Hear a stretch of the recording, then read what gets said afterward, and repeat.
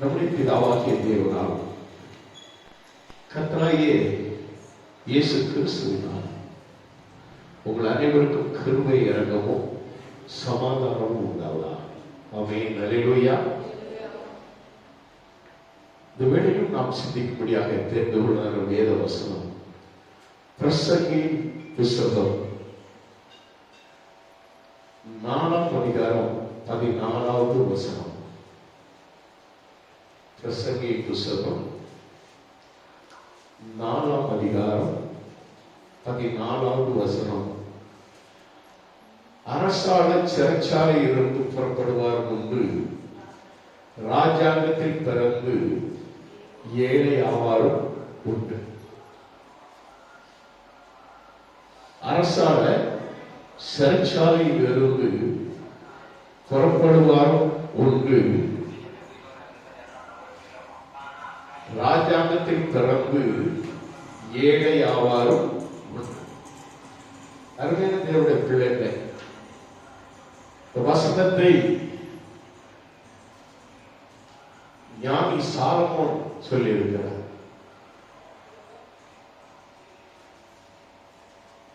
சிறைச்சாலையிலே தள்ளப்பட்டவர்கள் உயர்த்தப்பட்டு சிங்காசனத்திலே அமரும்படியா செய்கிறவர் கர்த்தர். நம்முடைய ஆண்டவர் எப்படிப்பட்டவர்? வேதத்திலே நாம் வாசிக்கும் போது நாம் பார்க்கிறோம். ஏசாயா தீர்க்கதரிசி புத்தகத்திலே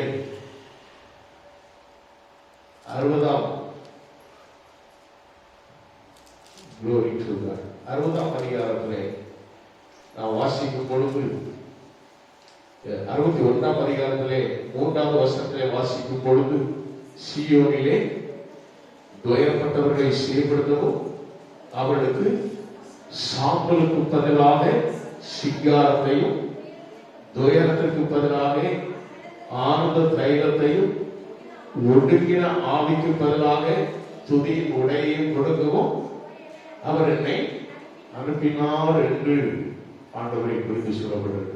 பிரைஸ் காட். அல்லேலூயா. நம்முடைய ஆண்டவர் சாம்பலுக்கு பதிலாக சிங்காரத்தை கொடுப்பார், சிறைக்கு பதிலாக சிங்காசனத்தை கொடுப்பார். அவர் இருக்கிறவரும் இருந்தவரும் வருகிறவரும் ஆகிய கர்த்தர் அவர். அல்லேலூயா.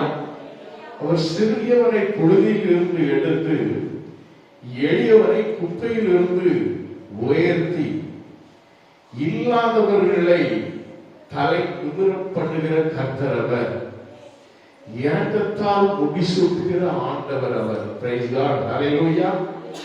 கட்டாத வீட்டிலே குடியிருக்க பண்ணுபவர், மட்டாத செடியிலே கனிகளை புசிக்க செய்பவர், பாலும் தேனும் பருகிட கோரும் கடியோடு கூட நம்மளை வழி நடத்தி நம்மை மரண இருளின் பள்ளத்தாக்கிலே நடந்தாலும் பொல்லாப்புக்கு பயப்படாதபடி நம்மை காத்து வழி நடத்துகிற கர்த்தர் அவர். Price God. அல்லேலூயா. அந்த ஆண்டவர் அவர் நீதியுள்ள ஆண்டவர், அவர் இரக்கமுள்ள ஆண்டவர். நம் ஒவ்வொருடைய வாழ்விலும் கூட நம் ஒவ்வொருடைய சிறையிருப்பையும் மாற்றி சிங்காசனத்திலே அமர செய்ய வேண்டும் என்பதுதான் ஆண்டவருடைய நோக்கம், ஆண்டவருடைய திட்டம். இன்னைக்கு அநேக பிள்ளைகள் சிறையிருப்பு என்று சொன்னால் சிறைச்சாலையில் போய் கம்பி என்பது மட்டும் சிறை என்று நாம் நினைக்க கூடாது. வியாதிகளினாலே சிறையிருக்கப்படுகிறது, சில விதமான பலகீனத்தினாலே நம்மை சிறையிருக்க பண்ணி விடுகிறார் சாத்தான். பலவித போராட்டங்கள், சண்டைகள், இவை நிமித்தமாக ஆண்டவரை ஆராதிக்க முடியாதபடி சிறைப்படுத்தி விடுகிறார். சிறைப்படுத்துதல் என்பது அதுதான். சொல்லியா, சாத்தான் நம்மளை கீழே விழத்தட்டி நம்மை சிறைப்படுத்த வேண்டும் என்று நினைப்பான். ஆனால் கர்த்தர் என்ன செய்வார்? வெண்கல கதவுகளை உடைத்து இரும்பு தாழ்பாளர்களை குறித்து ஒளிப்படுத்தி பொக்கிஷங்களை கொடுக்கிற அந்த அற்புத தேவன் நம்மை சிறைப்படுத்தி இருக்கிற இரும்பு செயின்கள், கம்பிகள் எல்லாமே உடைத்து ஆண்டவர் நம்ம இயேசுவார் வெளியே கொண்டு வருவார். அவன் சுதந்திரம். பவுலும் சீலாவும் ஆண்டவரை துதித்த பொழுது சிறைச்சாலையிலே கால்களிலே கரங்களிலே அவன் சுதந்திரம் விலங்கு கட்டப்பட்டவர்களாய் அடைக்கப்பட்டவர்களாய் இருந்த பொழுது நடு ராத்திரியிலே நின்று செபித்தார்கள், துதித்தார்கள். துதியினாலே செயல் எல்லாம் உடைபட்டு போயிற்று. சிறைச்சாலை கதவுகள் திறந்தது. அருமையான தேவனுடைய பிள்ளைகளே, எந்த ஒரு சக்தியும் என்ன செய்ய முடியாது, நம்மளை கட்டி சிறைப்படுத்த முடியாது. நாம் துதித்தால் எல்லாம் இடிந்து விடும். அருமையான தேவனுடைய பிள்ளைகள், இதுதான் கர்த்தர் நமக்கு தருகிறதானே சுதந்திரம், விடுதலை. ஆமென், அல்லேலூயா. ஒரு முறை கடந்த வாரத்தில் ஒரு ஸ்கிரிப்சர் ஒரு வார்த்தை, ஒரு பெரிய நெல்சன் மண்டேலா ஆப்பிரிக்க ஜனாதிபதியாக இருந்தவர். அதற்கு முன்பதாக ஒரு சிறைச்சாலையிலே இருந்தார். சிறைச்சாலையிலே கடுமையாக தண்டிக்கப்பட்டவராய் காணப்பட்டார். ஆனால் அவர் எலெக்ஷன்லிருந்து அவர் அந்த தேசத்துடைய அதிபதியாக ஜனாதிபதியாக மாறிய பொழுது ஒரு நாள் தன்னுடைய நண்பர்களோடும் அதிகாரிகளோடும் ஒரு ஹோட்டல்ல போய் சாப்பிடுவதற்கு போனார். அப்படி சாப்பிட அவர் உட்கார்ந்த பொழுது ஒரு மனிதன் அங்க தனியாக உட்கார்ந்து அப்படியே கலக்கத்தோடு உட்கார்ந்து இருந்தார். அதிகாரிகள் ஒருவர் பார்த்து ஜனாதிபதி சொல்லியிருக்காரு, ஒருவர் தனியா உட்கார்ந்து இருக்கிறாரு அப்படின்னு. உடனே இவர் அவரை கூப்பிட்டார். உடனே இவர் சொன்னா, இல்ல அந்த ஆளுக்கு சுகமில்ல போல, உடம்பெல்லாம் படிக்கிட்டு இருக்கு, ரொம்ப ஒரு மாதிரி இருக்காரு. உடனே நெல்சன் மண்டேலா அவரை கூப்பிட்டுருக்காரு, எப்படி வாங்க இங்க வந்து எங்க கூட வந்து உட்கார்ந்து சாப்பிட்டுருக்காரு. அவர் ஏற்கனவே ஆர்டர் பண்ணி சாப்பிட வச்சிருந்த நீங்க எடுத்துக்கொண்டே வந்து உட்கார்ந்துருக்காரு. எல்லாரும் உட்கார்ந்து சாப்பிட்ட போதும் அவர் சாப்பிட்டு போயிட்டார். சாப்பிட்டு போற உடனே கூட இருந்தவங்களா சொன்னாங்க, ஏன் அவர் உடம்பு நடுக்கமா இருந்தார். அவர் சொன்னாரா, அவர் வேற யாரும் அல்ல, அவர் தான் சிறைச்சாலை காவலர், ஜெயிலர். யாரு? ஜெயில் சூப்பரிண்ட். அவர் தான். நான் தண்ணி கேட்டா என் தலையில மூத்திரம் பெய்து விடுவார். நான் இப்பொழுது அதிபதியாக வந்திருக்கிறேன் என்று தெரிந்தவுடனே உடம்பெல்லாம் எங்கே நம்மை கொண்டு விடுவாரோ நான் விரண்டிட்டுனா நீங்க அதைத்தான் செய்துருப்பீங்க. ஆனால் நான் அப்படிப்பட்டவர் அல்ல. எனக்கு அவரை தெரியும், அவருக்கும் என்னை தெரியும். ஏனென்றால் அவ்வளவு கொடுமையாக என்னை நடத்தினார். அவர் செய்த கொடுமையை நான் நினைப்பதில்லை. சிறைச்சாலையில் இருந்து சிங்காசனத்திற்கு உயர்த்தப்பட்டவர் இந்த நெல்சன் மண்டேலா. இது இந்த உலக வாழ்க்கையை நாம் பார்க்கிறோம். வேதத்திலே நாம் பார்த்தோம் என்று சொன்னால் 17 வயதில் யோசேப்பு சிறைச்சாலையில் தள்ளப்படுகிறார். நல்லா யோசித்தாங்க. 17 வயது சிறைப்பின் வாழ்க்கை 17 இருந்து 30 வருஷங்கள் வரை சிறைச்சாலையிலே தான் காணப்படும். முதல்ல போத்திபார் வீட்டுக்கு விற்கப்படுகிறார். போத்திபாருடைய மனைவி சூழ்ச்சி செய்து அவருடைய தலையை வாங்குவதற்கு அவள் என்ன செய்கிறார், வேண்டுமென்றே பழியை சுமத்தி அவனை என்ன செய்கிறான், சேர்ந்து பார்க்கிறார். நீங்கள் ஆதியாகமம் 39ஆம் அதிகாரம் கடைசி 3 வசனங்களையும் வாசிக்கிற பார்ப்போம். ஆதியாகமம் 39 கடைசி 3 வசனங்களை யாராவது எழுதினா வாசிங்க. கர்த்தரோ யோசேப்போட இருந்து அவர்களுக்கு ஜென்ம தண்டனை, ஆயுள் தண்டனை சிறைக்கதை. இப்போ எப்போ போத்திபார் மனைவி அவனை போட்டு கொடுத்தாலே, அவன் தன்னுடைய இச்சைக்கு அவனை அழைத்த பொழுது அவன் நினைச்சான், ஓடிவிட்டான். அவன் தேவனுக்கு பயந்தவர், அவன் கர்த்தருக்கு உண்மையாக வாழ்ந்தவர். அவனுக்கு ஒரு தரிசனம் இருந்தது. அந்த தரிசனத்தை நோக்கியவன் ஓட ஆரம்பித்தான். இவளோடு கூட நான் தப்பு செய்தால் தரிசனம் கேட்டுவிடும், ஆனால் தரிசனத்திற்கு அவன் என்ன செய்கிறான்? ஒப்பு கொடுக்கிறான். என்ன தரிசனம்? தேவனுடைய பிள்ளைகளே, நான் அவருடைய வாழ்க்கை குறித்து ரொம்ப சிந்தித்து பார்த்தேன். அவர் 2 முறை தனக்கு வந்த அந்த சொப்பனத்தினுடைய இந்த தரிசனத்தை சகோதரனுக்கு ஒரு தடவை சொல்லுவான், தாய் தகப்பன்கிட்டையும் வந்து சொல்லுவான். என்ன சொல்லுவான்? 11 அடிக்கட்டுகள் இதை தாழ விழுந்து வணங்கினது என்று சொல்லுவான். அவ்வளவுதான். அவருடைய சகோதரன் அவருக்கு எதிரியாக மாறிவிட்டாரு. தரிசனம், அவர் கட்ட சொப்பனம். அடுத்ததாக பார்த்த சொன்னால் தாய் தகப்பனிடத்தில் சொல்றாங்க, சூரியனும் சந்திரனும் 11 பேரும் 11 நட்சத்திரங்களும் இதை வணங்கினேன். யோசிப்பாங்க. தேவனுடைய பிள்ளைகளே, தரிசனம் நிறைவேற்றுவதற்கு சங்கீதம் 105 நீங்கள் வாசிப்பார்கள். அதில் சொல்லப்பட்டிருக்கிறது சங்கீதம் 105 அவரை என்ன செய்வது? வசனம், அவனுடைய வசனம் 19 வசனத்தை வாசிங்க. அவருடைய வசனம் அவனை கர்த்தர் சொன்ன வார்த்தை நிறைவேறும் அளவு அவருடைய வசனம் அவனை புடமிட்டது. சரி இருக்கும். இந்த சகோதரர் அவரை கொல்ல வேண்டும் என்று குழியை தள்ளுகிறார்கள். குழியிலிருந்து மீண்டும் எடுத்து அவரை விற்று விடுகிறார்கள். 20 வெள்ளிக்காசுக்கு விற்கப்பட்டவர் தான் யோசேப்பு. விற்கப்பட்ட யோசேப்பு இப்பொழுது சிறைச்சாலையிலே கிடக்கிறார். ஜென்ம தண்டனை, ஆயுள் தண்டனை கைதியாகும். ஆனால் வேதம் என்ன சொல்லுகிறது? கர்த்தரோ யோசேப்போடு இருந்து அவன் மேல் கிருபை வைத்து சிறைச்சாலை தலைவருடைய தயவு அவருக்கு கிடைக்கும்படி செய்தார். சிறைச்சாலை தலைவர் சிறைச்சாலையில் வைக்கப்பட்ட யாவரையும் யோசேப்பின் கையிலே ஒப்புவித்தார். அங்கே அவர்கள் செய்வதை எல்லாவற்றையும் யோசேப்பு செய்வித்தார். கர்த்தர் அவனோடு இருந்தபடியினாலும் அவன் எதை செய்தாரோ அதை கர்த்தர் வாய்க்கப்படினபடியினாலும் அவன் வசமாய் இருந்த யாவரை குறித்தும் சிறைச்சாலை தலைவர் விசாரிக்கவில்லை என்று சொல்லப்படுகிறது. அல்லேலூயா.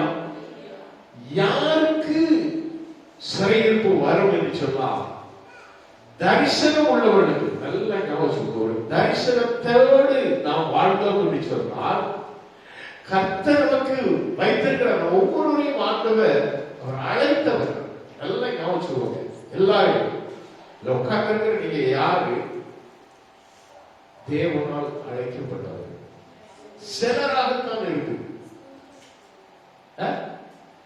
ரோட்ல போறோம், வாரம் மத்தவங்க போறோம், அத்தனை பேரும் ஆண்டவர் அழைச்சிட்டு இருந்தார். இல்லை, உங்களை அழைத்தார், உங்கள் குடும்பத்தை அழைத்தார். ஆனாலும் உங்கள் குடும்பத்தில் இன்னைக்கு ரோட்ல அலைகிறவர்கள் உண்டு, தறிகிட்டு போகிறவர்கள் உண்டு, தூங்கி கொண்டிருப்பவர்கள் உண்டு, ஆண்டவருடைய சொல் கேளாதவர்கள் உண்டு.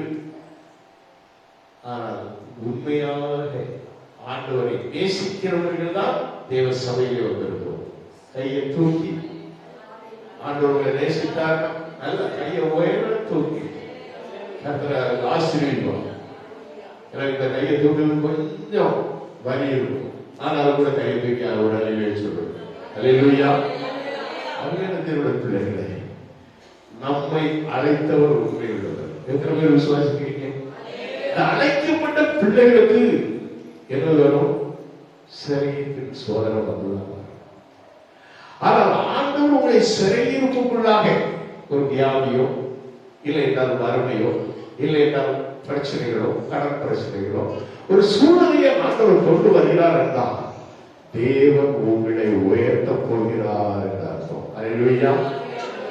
கர்த்தர் நிச்சயமாக உங்களை ஒரு உயரமான இடத்திலே, ஒரு சிங்காசனத்திலே அமரப்பட போகிறார்.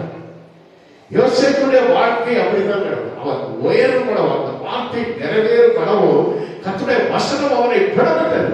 கர்த்தருடைய வசனம் நம்மை புடமிடுகிறது. எதற்காக புடமிடுகிறது? நாம் பரிசுத்தமாக்கப்படுவதற்காக, நாம் ஆண்டவருடைய பிள்ளைகளாக இன்னும் மாறுபடியாக.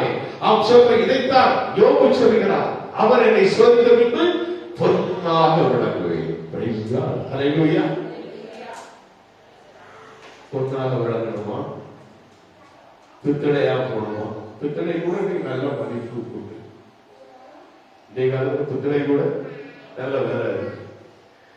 மண்ணா பேரவில்லையா? மணலுக்கு விலை உண்டு, மண்ணுக்கு ஒண்ணுமே கிடையாது இல்லையா? என்ன சொல்லுங்க? மணலுக்கு விலை உண்டு. ஒரு ரோடு மணல் நீங்க எத்தனை ஆயிரம் அப்படிங்கிறத பாருங்க. நம்ம இந்த சர்ச்சை கட்டும் போது கடைசியா நான் வாங்கும் போது 21,000 ரூபாய் 22,000 ரூபாய் கொடுத்து வாங்கணும் ஒரு ரோடு மணல், ஃபுல் ரோடு. இப்போ எவ்வளவுன்னு எனக்கு தெரியாது. பிரதருக்கு தெரியும், தெரியாதா? 1 லட்சம். ஆனா மண்ணில் வருகிற மண்ணுக்கு ஒண்ணுமே வர கிடையாது. நாம மண்ணா போறதுக்கு முன்னால நாம பொண்ணா வளரணும். ஒரு அறிஞர் சொல்லுவோமா? அல்லேலூயா. பொன்னாக விளக்கப்படுவார். கர்த்தருடைய வசனத்தை குடமிட்டு உன்னை உயர்த்துவதற்காக உனக்கு வரக்கூடிய சோதனை சரியிருப்பு, அது வியாதியாக இருக்கலாம், இல்லை என்றால் பலகீனமாக காணப்படலாம், இல்லை என்றால் எதுவாக ஒன்றாக இருக்கட்டும், உன்னை உயர்த்துவதற்காக கர்த்தருடைய வசனம் உன்னோடு கூட இருந்து உன்னை புடமிட்டு ஒருவேளை உன் வேலையில உனக்கு சூழ்நிலை இருக்கணும், உனக்கு ஆபத்தில் இருக்கணும், உன்னுடைய வாழ்க்கையில ஒரு குறைவுகள் அதில் காணப்படலாம், வேலையில சம்பள குறைவுகள் காணப்படலாம், வேலையில உனக்கு ப்ரமோஷன் இல்லாதபடி தடை செய்யப்படலாம், உன்னுடைய வாழ்க்கையில சில காரியங்கள்னாலே நீ சோர்ந்து போய் காணப்படலாம். சோர்ந்து போகாதே. ஆண்டவர் என்னை உயர்த்த போகிறார் என்ற நம்பிக்கையை நீ வாழ். கர்த்தர் நிச்சயமாக நாம் ஒவ்வொருவருக்கும் ஒரு தரிசனத்தோடு ஆண்டவர் அழைத்திருக்கிறார். உன்னை அழைத்தவர் உண்மையுள்ளவர். அதுதான் நான் திரும்ப சொல்றேன். உன்னை அழைத்தவர் உண்மை உள்ளவர். நாம் உண்மை உள்ளவர்களாக இருந்தால் உண்மை உள்ளவர் பரிபூர்ண ஆசீர்வாதங்களை பெறுவார். ஒரு அலையை சொல்லுவோமா? நாம ஆண்டவருக்கு உண்மை உள்ளவர்களாக இருக்கிறோமா? நம்ம உண்மையாய் ஆண்டவருடைய சமூகத்தை நாடி வருகிறோமா? உண்மையாய் கர்த்தரை தேடுகிறோமா? கர்த்தருடைய சமூகத்தில் நாம் எப்படி வந்தடைகிறோம்? யோசேப்போடு கர்த்தர் இருந்தார் என்று சொன்னால் அவர் அந்த தரிசன வாழ்க்கையிலே கர்த்தரோடு இருந்தார். கர்த்தர் அவரோடு கூட இருந்தார். அல்லேலூயா. இந்த யோசேப்புடைய சரியிருப்பு அதை நீங்க பாத்தீங்கன்னு சொன்னா அது ஒரு 3 விதமான அனுபவமாக காணப்படுது. நீங்க ஆதியாகமம் 49ஆம் அதிகாரம், ஆதியாகமம் 49ஆம் அதிகாரத்திலே 23ஆவது வசனத்தை வாசிங்க. Glory to God. வில்வீரர் அவனை மனமடிவாக்கி அவனை எய்து அவனை பகைத்தார்கள். வில்வீரர் அவனை மனமடிவாக்கி அவனை எய்து அவனை பகைத்தார்கள். ஆனாலும், அடுத்த வசனம் சொல்கிறது, ஆனாலும் அவருடைய வில் உறுதியாயிருக்கிறது. அல்லேலூயா. உனக்கு எதிராக வில்லுகள் அம்புகள் தொடுத்து கொண்டே இருப்பார்கள். நீ எப்பொழுது ரட்சிக்கப்பட்டாயோ, எப்பொழுது நீ ஆண்டவரை ஏற்றுக்கொண்டாயோ, எப்பொழுது ஆண்டவருடைய பிள்ளையாய் நீ மாறினாயோ, எப்பொழுது நீ ஆண்டவருக்கு முழுமையாக ஒப்பு கொடுத்தாயோ, நீ இயேசுவின் பிள்ளையாய் இருக்க இருக்க இருக்க உனக்கு விரோதமாய் அம்புகள் எய்து கொண்டே இருக்கப்படும். இரும்பு கற்றை. ஆனால் உன்னுடைய வில், உன்னுடைய நம்பிக்கை, வில் பவர் சொல்லுவோம். இதுல தமிழ்ல உண்மையான வில் இருக்கு. நான் அதை திருத்தி சொல்கிறேன். உன்னுடைய வில், உன்னுடைய நம்பிக்கை ஆண்டவருடைய உறுதியாக இருந்தா. ஏசாயா 26:3 சொல்லியிருக்கார். என்ன வார்த்தை சொல்கிறது? ஏசாயா 26:3. ஹல்லேலூயா, ஸ்தோத்திரம். உண்மை உறுதியாய் பற்றி கொண்ட மனதை உடையவன் உண்மையே நம்பி இருக்கிறபடியா பூர்ண சமாதானத்துடன் காத்துக்கொள்வேன். அல்லேலூயா. வசனத்தோடு தான் நான் காத்துவேன். Price God. அல்லேலூயா. உறுதியாய் பற்றி கொண்ட மனதை உடையவன், உன்னுடைய நம்பிக்கை ஆண்டவருக்கு முழுமையாக காணப்படும் என்றால் உன் வாழ்க்கை ஃபுல் ஆண்டவர் சமாதானத்தோடு நடத்துவார். உன்னுடைய ஜீவிதம் எல்லாம் சமாதானம், உன்னுடைய தொழிலெல்லாம் சமாதானம், உன்னுடைய வியாபாரம் எல்லாம் சமாதானம், உன்னுடைய வேலைகள்லாம் சமாதானம், உன்னுடைய வாழ்வெல்லாம். சொல்லுங்க. Glory to God. கர்த்தருக்கு பயமுண்டாவதாக. ஆமென். சோதரம். அல்லேலூயா.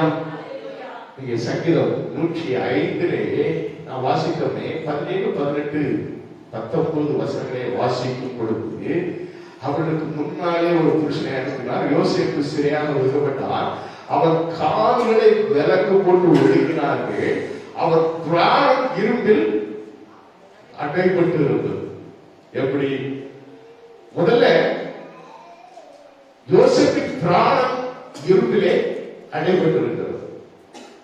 அப்ப இரும்பு கம்பிகளும் இரும்பு விலங்குகளும் இரும்பு அம்புகளும் யோசேப்பை சிறைப்படுத்தியது என்று நாம் பார்க்கிறோம். சிறைப்படுத்தல் என்று சொல்லும் பொழுது அதுதான் நாம் முன்னேறாதபடி, நாம் முன்னெடுத்து வைக்காதபடி, யோசிப்போம், நாம் முன்னேறாதபடி சாத்தான் நமக்கு அங்க என்ன செய்வான்? அப்படியே வீட்டு அம்ப பிடிச்சுக்கிட்டு அந்த அம்பை எய்து கொண்டே இருந்தான். இப்படி சரீரத்தை பயன்படுத்தணும், இவனுக்கு நோயை கொண்டு இவனுக்கு என்ன செய்யணும்? கடன் பிரச்சனை கொண்டு இவனுக்கு ஒரு பெரிய குடும்பத்தில் போராட்டத்தை கொண்டு இப்படி வில் அம்புகள் ஒரு மனிதனை எய்து முன்னேறாதபடி கால்கள் விலங்குகளாலே கட்டப்பட்டதை போல சரீரம் விலகிக்கப்பட்டு போகும். இன்னும் சில காரியங்களை நாம் செய்யக்கூடிய வியாபாரங்கள், இல்லை என்று சொன்னால் தொழில், இல்லை என்று சொன்னால் உத்தியோகம், எல்லாவற்றிலும் ஒரு தடை. அது எப்படி காணப்படும்? பிரியமானவர்களே, அது அடைக்கப்பட்டதாக காணப்படும். அடைக்கப்பட்டது இருப்பு கதவுகள் கொண்டு அடைக்கப்பட்டதை போல காணப்படும். எல்லாவற்றையும் முறியடிக்கிற கர்த்தர் நம்மோடு கூட இருப்பார். அல்லேலூயா. யோசேப்புடைய வாழ்க்கையை நீங்க பாப்பீங்கன்னு சொன்னா அவன் சொல்ற அது ஒரு புடமிடப்பட்ட ஒரு வாழ்க்கை. காரணம் என்ன? பரிசுத்தமாக்கப்பட்ட ஒரு பரிசுத்த ஜீவியத்திலே அவர் கர்த்தருடைய பிள்ளையாக ஒரு உயர்வுக்கு கொண்டு வர வேண்டும் என்று கர்த்தர் விரும்புகிறார். Praise God. அல்லேலூயா. அவன் சிறைச்சாலையில் இருந்த பொழுது கூட அவனுக்கு கீழாகத்தான் எல்லாம் இருந்தது. சிறைச்சாலையில் உள்ளவர்கள் அத்தனை பேருக்கும் இவன் அன்பு தலைவனாகத்தான் வைக்கப்படுறான். நீ எங்க கொண்டு போய் தள்ளினாலும், சாத்தா உங்களை எங்க கொண்டு போய் நிறுத்தினாலும், அங்கேயும் கர்த்தர் உங்களோடு கூட இருந்தா அங்கேயும் கர்த்தர் நினைச்சுவார். உன்னை உயர்வாகத்தான், உயர்ந்த இடத்தில் தான் வைப்பார். அல்லேலூயா. அதுதான் நம்முடைய ஆண்டவர். அதுதான் நம்முடைய ஆண்டவர். சாத்தான கீழே விழுந்தடிக்க அவனுக்கு ஒருவேளை சாத்தான் நினைச்சிருவோம். அவ்வளவுதான், ஆய் தண்டனம் ஆகி கொடுத்தாச்சு. அவனுடைய தரிசனம் எல்லாம் அவனோடு போட்டு முடிவோம். நான் அந்த யோசேப்பை நினைச்சு பார்த்தேன். அவன் ஒரு 2 தடவை சொன்னான். ஒண்ணு தாயிரம் சொன்னான், இன்னொன்று சகோதரன் சொன்னான். 2 தடவை எழுதிருக்கோம். காலில் விழுந்திருக்கோம். ஆனா எத்தனை தடவை விழுந்தாங்க தெரியுமா? 5 முறை அவன் காலில் விழுந்தான். 5 முறை. நீங்க வாசி பாத்தீங்கன்னா ஏசாயா புஸ்தகத்துல, ஆதியாகம புஸ்தகத்துல நீங்க எடுத்துக்கிட்டீங்கன்னா, ஆதியாகம புஸ்தகம் அதை வாசித்து அடுத்த ஆதியாகமம் 42:6 நம்ம வாசிக்கும் பொழுது 42:6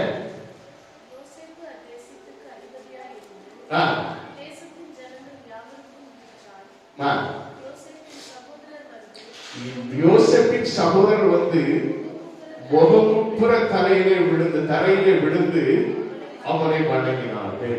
இது முதல் முறை சகோதரர்கள் எல்லாம் வந்து கால் வந்து அடுத்தாரிங்க பாப்பீங்க அப்படின்னு சொன்னா 43:26 நீங்க வாசிக்கும் பொழுது 43:26 யோசேப்பு வீட்டுக்கு வந்த போது தங்கள் கையில் இருந்த காணிக்கையை வீட்டுக்குள் அவரிடத்தில் கொண்டு போய் வைத்து தரை மட்டும் குனிந்து அவரை வணங்கினார்கள். 2 தடவை வணங்கினாங்களா?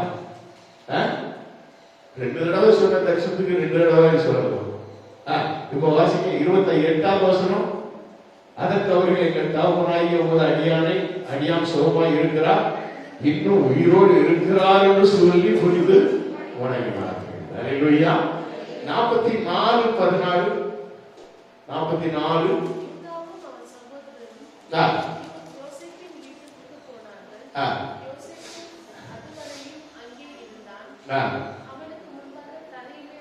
4வது முறையா அவனுக்கு வணங்குறாங்க. அவனுக்கு முன்பாக தரையிலே விழுந்தார்கள். கடைசி 50ஆம் அதிகாரம் 18வது வசனத்திலே நான் வாசிக்கும் பொழுது இங்கு அவருடைய தகப்பன் யாக்கோபு மரித்து விடுகிறார். மரித்த பிறகு ஒரு பயம் வருகிறது. என்ன பயம்? அப்பா இருந்தது வர இந்த சகோதரன் நம்மள பகைக்கல, நம்மள நல்லா நடந்துக்கிட்டாரு, நம்முடைய பொண்டாட்டி பிள்ளைகளுக்கும் எல்லாருக்கும் நல்லா சாப்பாடு போட்டாரு, இந்த உலகத்தில் உள்ள அனைத்து நன்மைகளும் நமக்கு கிடைக்கும்படியா உதவி செய்தாரு. அப்பா இல்லையே, ஒருவேளை நம்மள அப்பா இல்ல, ஒருவேளை நம்மள என்ன பண்றாங்க? 18வது வருஷத்துல பின்பு அவருடைய சகோதரரும் போய் அவனுக்கு தாழ விழுந்து, இதோ நாங்கள் உமக்கு அடிமைகள் இருக்கிறார்கள். அல்லேலூயா, அல்லேலூயா. அதுக்கு யோசேப்பு என்ன சொல்றாரு தெரியுமா? யோசேப்பு அவர்களை நோக்கி, பயப்படாதீர்கள், நான் தேவனா, நீங்கள் எனக்கு தீமை செய்ய நினைத்தீர்கள், தேவனோ இப்பொழுது நடந்து வருகிறபடியே வெகு ஜனங்களை உயிரோடு காக்கும்படிக்கு அதை நன்மையாக முடிவடைய பண்ணினார். அல்லேலூயா. அந்த தேவனுடைய பிள்ளைகள் வெகு ஜனங்களை காக்கும்படி ஆண்டவரை குறித்துதான் ரட்சகர் சொல்லுவோம். ஆனா இங்கு சொல்லப்படுகிற 45:5 வாசிங்க. ஜீவ ரட்சணை செய்யும்படிக்கு தேவன் என்னை உங்களுக்கு முன்னே ஏற்றுக்கு அனுப்பினார் சொல்றார். ஜீவ ரட்சணை, சேவியர் ஆஃப் த வேர்ல்ட் என்று சொல்லப்படுகிறது. சேவியர் ஆஃப் த வேர்ல்ட், ஜீவ ரட்சணை செய்யும்படிக்கு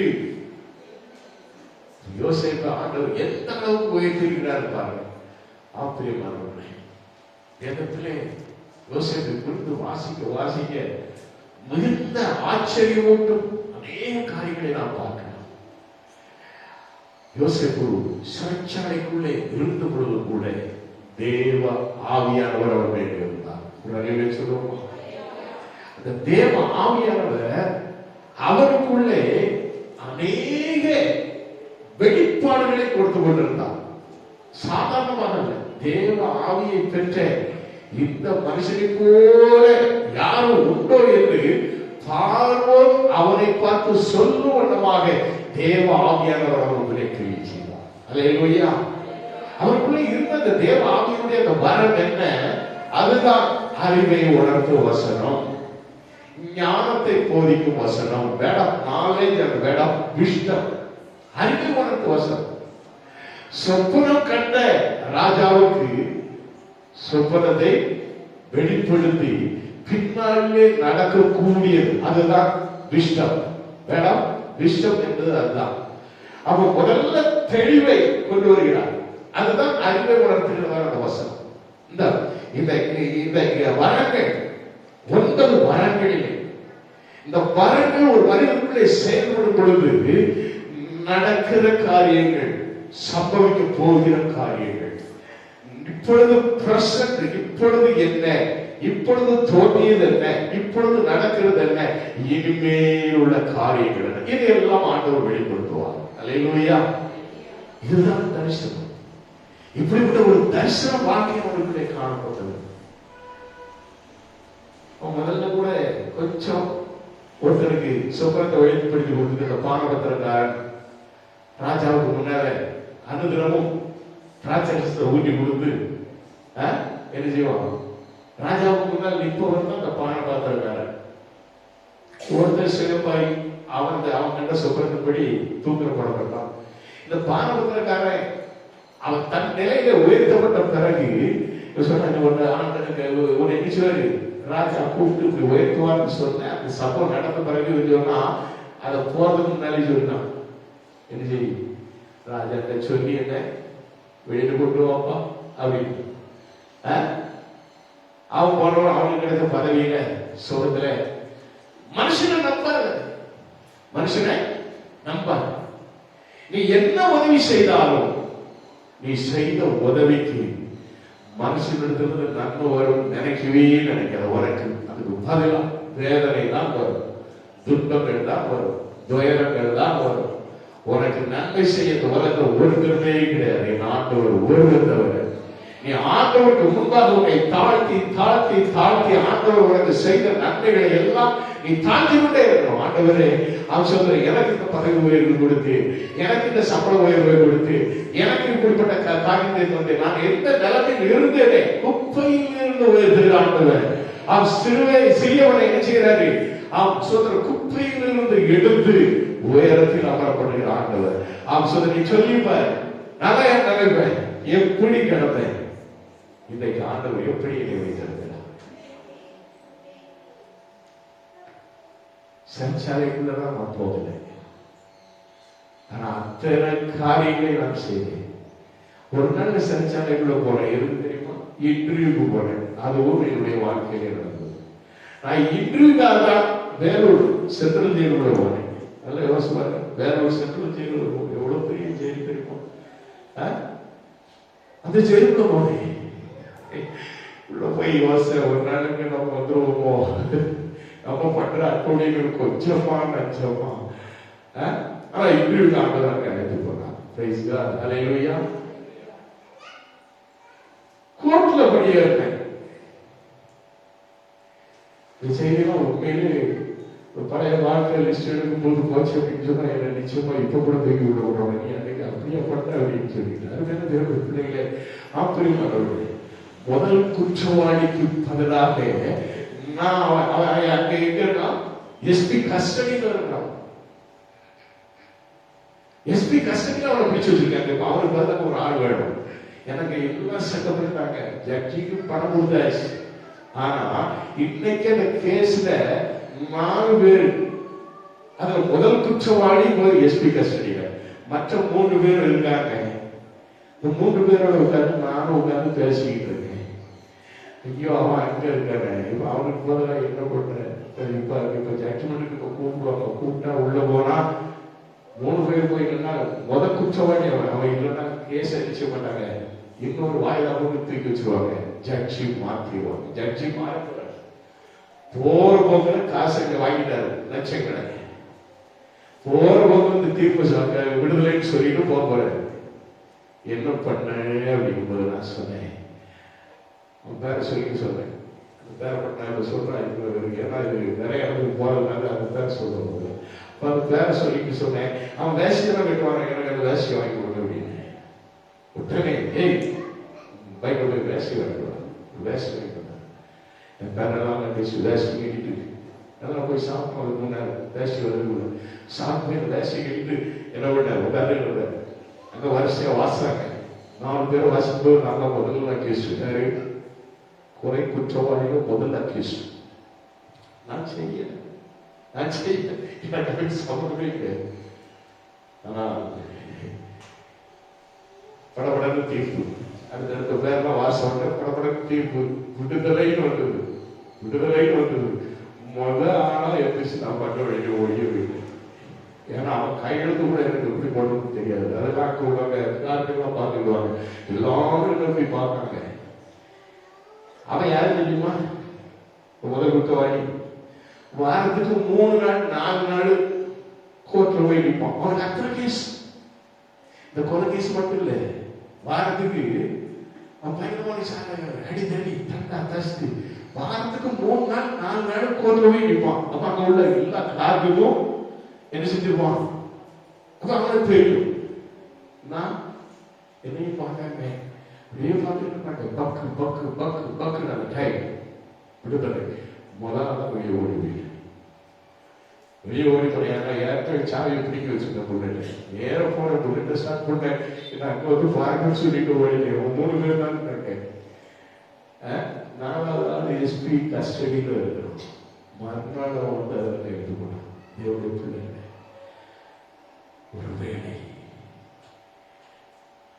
வேறுவிதமாக இருந்தால் நான் அன்றே செய்கிறது. மோசடிகள் இன்னும் அதிகமான தண்டனைகள் இருக்கிறது. ஆனால் கர்த்தர் ஏதோ ஒரு காரியத்தை வைத்திருக்கிறார்.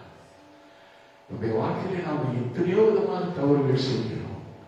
ஆனால் கர்த்தர் நம்மோடைய சிறையை மாற்றி மாற்றி இன்னைக்கு என்னையும் ஆண்டவர் சிங்காசனத்தில் அமரப்பட்டிருக்கிறார். ராஜாக்களாக, ஆசாரியர்களாக. ஒரு அல்லேலூயா சொல்லுவோமா?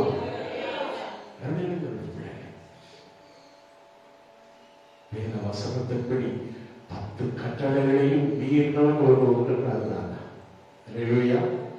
10 கட்டளைகளையும் மீறினவன். ஆனாலும் அவன் அந்த கட்டளைகளின்படி இப்பொழுது நிற்க ஆண்டவர் எனக்கு கிருபை செய்திருக்கிறார். ஒரு அல்லேலூயா சொல்லுமா? மீறுகிறோம், ஆனால் ஆண்டவருக்கு திரளான மன்னிப்புகள் உண்டு, ஆண்டவருக்கு திரளான மீட்புகள் உண்டு. எப்போ ஆண்டவர்களை சரணாகதி அடைகிறாயோ, இனி நான் ஒன்றுமில்லை, நான் ஒன்றுமே இல்லையப்பா, இனி நீரே எல்லாம் என்று நீ எப்பொழுது வருகிறாயோ அப்பொழுது உன்னுடைய வாழ்வை ஆண்டவர் பொறுப்பெடுத்து உன்னை உயர்த்துகிறார், உன்னை உயர்த்துகிறார், உன்னை உயர்த்துகிறார். தாழ்மையில் இருந்த உன்னை உயர்ந்த நிலைமையிலே, உயர்ந்த அடைக்கலத்திலே அவரோடு கூட சிங்காசனத்திலே அமரவும் பண்ணுவார். ஒரு அல்லேலூயா சொல்லுவோமா? வருகைக்கு பிறகு நடக்கும் போது நாம் எல்லாரும் அவரோடு கூட சிங்காசனத்திலே அவரோடு கூட அமர போகிறோம். ஒரு அல்லேலூயா சொல்லுவோமா? இது எவ்வளவு பெரிய ஒரு ஆசை, எவ்வளவு பெரிய ஒரு அற்புதம். இதுதான் கர்த்தருடைய பிள்ளைகளுக்கு ஆண்டவர் வைத்திருக்கிற மிகப்பெரிய ஆசீர்வாதம். தம்மோடு கூட அழைத்துக் கொள்வார், தம்மோடு கூட சிங்காசனத்தில் அமரப்படுவார். அந்த சிறையிருப்பு மாறப்படுகிற கர்த்தர் அவர் இயேசு. உங்களுடைய சிறையிருப்பை மாறப்பண்ணி தம்மோடு உட்கார வைத்துக் கொள்ள அவர் ஆவல் உள்ளவர்களாக காணப்படுகிறார். அந்த ஆவலை பூர்த்தி செய்ய வேண்டியது உங்களுடைய கடமை. ஒவ்வொரு வாரமும் சபையுடைய காரியங்கள் ஒவ்வொன்றுக்கும் நீங்கள் கட்டுப்பட்டவர்களாக ஓடி வாருங்க. வருஷத்தில் ஓடி வாருங்க. ஒவ்வொருத்தருடைய வாழ்க்கையில் எத்தனை குறைகள் இருக்கிறது. உங்களுக்கு தெரியாத குறைகளை கூட என்னால் சொல்ல முடியும். உட்கார்ந்து நான் சொல்லுவேன். கர்த்தரை வெளிப்படுத்துவா அத்தனை குறைகளையும் மாற்றவர் வல்லவராக இருக்கிறார். கர்த்தரை மேய்ப்பராக இருக்கிறார். நான் தாழ்ச்சியை சொல்லி சொல்லி சொல்லி ஆசீர்வாதம் பெற்றுக் கொள்ளுங்க. ஒரு தாழ்ச்சி இல்லாத வருஷம், குறைவில்லாத ஒரு வருஷம். இந்த வருஷத்துல உங்கள் குறைகள் மாறணும்னா ஒரு காலம் நீங்க ஏற்க முடியாது, பெற்றுக்கொள்ளவே முடியாது. அதையும் நான் சொல்லிடுறேன். இது சாகும் நினைக்காங்க. அது உங்களுடைய தவறு, உங்களுடைய தவறு, விசுவாச தவறு, உங்களுடைய வாழ்க்கை தவறு, உங்களுடைய காணப்படக்கூடிய தவறுகள். வந்து பாருங்க, பைபிள் ஸ்டடிக்கு வந்து பாருங்க, வாசிப்பிற்கு வந்து பாருங்க, பெண்கள் செவ்வாய்க்கிற பெண்கள் எல்லாம் வந்து பாருங்க. உங்கள் குறைவை ஆண்டவர் நிறைவாக்குவார். ஒரு அல்லேலூயா சொல்லுமா? கர்த்தர் தாமே உங்களை ஆசீர்வதிப்பாராக. யோசேப்பின் சிறையிருப்பை மாற்றின கர்த்தர் உங்கள் வாழ்வின் சிறையிருப்பை மாற்றி உங்களை உயர்த்த வல்லவராக இருக்கிறார். உங்களை சிங்காசனத்தில் அமரப்பட்ட வல்லவராக இருக்கிறார். அவருக்கே என்றும் மகிமை உண்டாகட்டும். ஆமென். அல்லேலூயா. கண்டுபிடி ஜெபிப்போம்.